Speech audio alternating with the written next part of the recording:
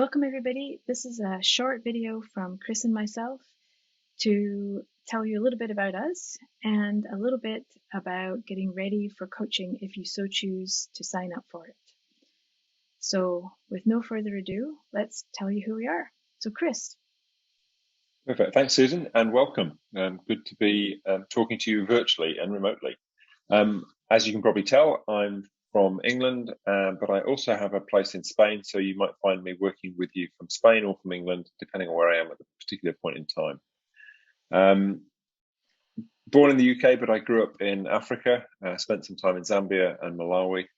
And then from my sort of work experience, half of my life has been inside multinationals and corporations, and the other half has been independent as an executive coach, leadership development consultant. And I've worked extensively across the globe. So fortunate to have worked in many, many different countries and worked with some wonderful people from amazing cultures. What fascinates me, what interests me, people, learning, and change. And how do we help people do that? I love being out and about on my bike, running, swimming, up on a stand-up paddleboard in the sea. Fascinated by the world outdoors and just enjoy it. DIY is a hobby and interest and something I do a lot of. I'm not so good at time management. Susan will tell you more about that. Yeah, the cool thing about working with Chris is we have a lot of similarities, but where it's important, we have a lot of differences. We do. So as you can see, I'm also pretty international, Scottish by birth, American by education, Swiss by love. I've been in Switzerland for more than 30 years. And I also live in two different places. Both are in Switzerland though, and both are in the mountains, thus mountains 1 and 2. And I've been a leader myself in a big international organization. And have probably committed as many errors as any leader possibly can. So I've got a lot of experience under my belt in that area. I did some awesome things too. And for the last 15 years, I've been, just like Chris, building my business, working as a coach, focusing on leadership and development. And I've had the opportunity to also work with the UN and OSCE and similar organizations, which for me, coming from a business background, was really a huge eye-opener and has been really challenging and enriching. And all my coaching is online. It was before COVID, and COVID has just obviously continued. And my interests very similar to Chris, coaching and leadership, and it's all about people learning and change. Anything outdoors. Don't ask me to cook or clean. That's not on my list of interests. I got a new dog, and that is really taking up my interest bucket. and time management. So whenever we do anything together, Chris and I, Chris is sure that I'm going to have a timesheet by second on how we're going to manage this, which is completely not how Chris works. So the two of us balance things out really, really nicely. So if you ever get a chance to be coached by the two of us, that would be an awesome approach. Very different, very different. But great as a complementary team, so it works well. Yeah. Yes. So maybe Chris, you can take us through about what coaching is. So I think there's some really key points about coaching, and the first and most critical point, I think, particularly when you're working with independent external coaches, is the confidentiality of it. We are governed by the professional organisations that we're part of. So for me, the International Coach Federation, we follow their best practice, their guidelines, their code of ethics, code of conduct, and confidentiality is critical to this. It's conversations that are between you and a professional coach, and they remain strictly between you and the professional coach. What's great about that is it allows you to explore the subjects that are important to you in a very open and transparent way with your coach. So it's about your agenda. That's the key thing here. It's the opportunity for you to bring a topic, a subject to the table where we can support you in your thinking. So it helps you perhaps get a better understanding of the current reality by raising self-awareness, questioning your assumptions, your thinking.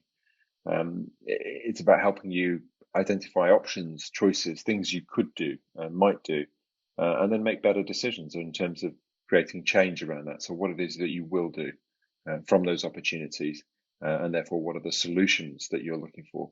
So it's really about dialogue, about helping you think things through, and identify what it is you want to change, do differently. What are the solutions that you're going to implement? And therefore, how do you positively impact yourself, the people around you, relationships, the team, and the wider institution that you are supporting or leading? Susan, what else would you like to add to that? Just that it's not a scary thing. It's a really enriching thing. And what most people say when they come to a coaching conversation for the first time is, even if we hadn't worked on the problem, just being listened to the way that you're listened to in coaching is already a gift in itself. And it's actually something to practice as a leader. But it's truly a safe, non-judgmental, confidential place, working totally on what you want to work on. Brilliant. Thank you. So I think the invitation is, if you've got something that you think might be helpful to discuss, then coaching might be a good use of your time for up to an hour. So book a session and let's see. But let's tell you a little bit more about what that might look like. Susan, I'll let you lead off on this one. So a lot of people come to coaching and they're not quite sure the first time around what to work on. So just take a few moments, 5 minutes, 10 minutes before you come, and think about what are the challenges that you're facing? What kind of things have got you stuck or keeping you up at night? What are you ruminating over? Is there somebody that maybe you're finding difficult to work with? I mean, typical challenges that we see that people come with are, there's a decision to be made that it could be this, this, or this. There's many options, don't know who to trust. It could be about stress. I've got all this going on. I'm feeling overwhelmed. How do I get through this? How do I be strong in front of my team? How do I stay calm in the face of all of this? How do I not react in a way that's not very conducive to a great team atmosphere? How do I manage myself? Chris, what would you say would be some of the other typical topics that we... Sometimes it can be down to difficulties of relationships. Mm-hmm. So there's a dynamic, there's issues between people, or issues between me and other people as the coachee. It can be around the, I guess, the loneliness of leadership roles. People can find themselves in a position where, who do I turn to? Who do I have these conversations with? Because most of us don't want to take the difficulties of work home. We don't want to burden those around us, the loved ones around us, with this sort of conversation. Yet there's nobody in the workplace to really turn to, because that's who I want to talk about. This is my team. These are the people around. So having the independent person to chat to can be really helpful. So the topics are wide and ranging, but often about the challenges I find of some of the relationships that we have to manage. And stakeholders are a key part of that. Those that are outside of our direct control, but have a significant impact and influence on what we do and how we do it. So. Actually, that goes back to the way this whole conference is framed, right? It's about leading myself, leading my teams, and working with my partners.